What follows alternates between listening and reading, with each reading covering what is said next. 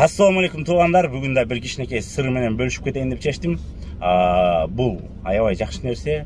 Бул ишенич да, самоуверенность.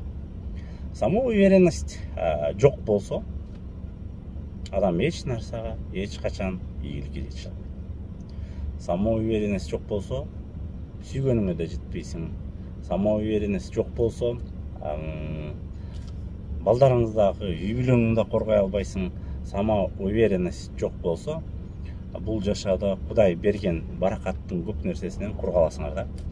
Ошондуктан өзүңө өзүң ишеничти күчтөтүү, бул жанагы өзүңө өзүң ишенбегенди күчтөтүү менен өзүңө өзүң ишенгенди күчтөтүү экөө бир эле нерсе. Мисалы, сиз машина айдаганды билсеңиз, водитель болуп иштетип кеткенге өзүңүзгө өзүңүз ишенесиз, туурабы? Кайда барбасаңыз, водитель болуп иштеп, такси алып иштейм же бирөөнүн водители болом деп өзүңүзгө өзүңүз ишенесиз. Бирок ошол эле учурда бөлөк сфераны айтса, маркетолог болуңуз десе, ишенбейсиз, коркосуз, ошол жерден сразу оюңузду да, сөзүңүздү да жоготуп, оюңуз сынып калат, ошондо жоголот да.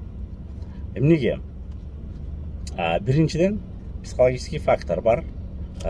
Мен машинаны айдагам, көргөм, билем.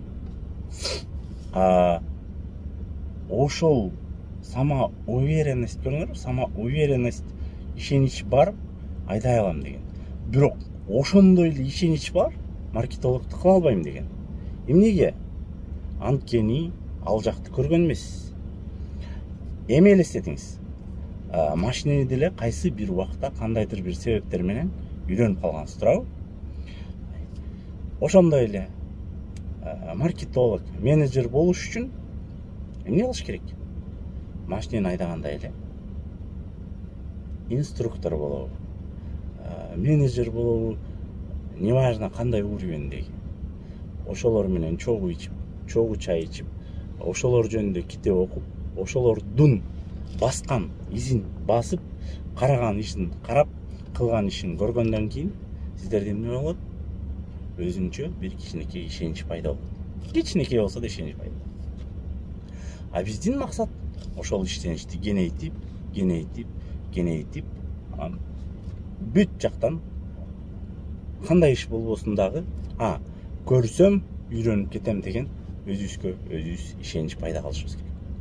Адам өзүнө өзү ишенич пайда кылбаса, эч качан бөлөк бирөөлөрдү бир нерсеге ишендире албайт. Биринчиден, адам өзүнө өзү бир нерсе жасап атканда ишенбесе, ал иш эч качан ийгилик жаратпайт. Бирөө менен партнер болуп атканда, бирөө менен ийгилик жөнүндө сүйлөшүп атканда, бирөө менен кандайдыр бир оюңду айтып атканда дагы, эгер ошол айтып аткан оюңа өзүң ишенбесең, тиги киши сен калп айтып атканың кандайдыр бир уровенде сезет. Ошондуктан ар дайым каякта болбосуңар, кандай иш болбосун, творчество болобу, китеп жасасыңарбы, театрда ойнойсуңарбы, предпринимательство болобу, кандайдыр бир топ менеджер болуңуз келсе, оюңузда болсо, демек сиз аны кыла аласыз, оюңузда болсо. Экинчи фактор. Ошол оюңуздун жеткиргенге сиздин ишеничиңиз жетеби? Ошол. Ошондуктан эки нерсени жөн эле ордунан алмаштырабыз. Мен аны кыла албайм деген ишеничти, мен аны кыла алам деген ишеничке акырындык менен алып келебиз. Ар бир нерсе, ар бир кылынган иш, ар бир сиздин баскан изиңиз ишеничтен башталат. Мен мояктан басып кетсем, жыгылбайм деген жолду көргөндө, адам ошону басып кетип, туурабы? Жол тайгак болсо, өзүнө өзү ишенич жоголот, жолду көрөт, тайгак болсо ал жактан баспайт. Анткени ишенич жок ал жолдо. Ошон үчүн баспайт.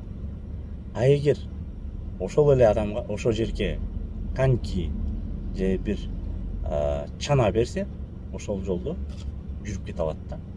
Демек, кандай иш кылам десеңиз, кандай гана ойлор болбосун, кандай гана жакшы жетишкендиктер болбосун, эгер кайсы бир өзүңүзгө болгон ишеничти жоготуп, ошол ишти таштап, унутуп, же кандайдыр бир кыйынчылыктардан өзүңүзгө өзүңүз ишеничиңиз такыр жоголуп кеткен болсо, бүгүндөн баштап, азырдан баштап ошол ишеничти тургузуп, бастырып, коляска менен сүйрөп болсо дагы, бир шаг болсо, жарты шаг болсо дагы бастырып, ийгиликке жеткенге сиздин топ-толук мүмкүнчүлүк бар.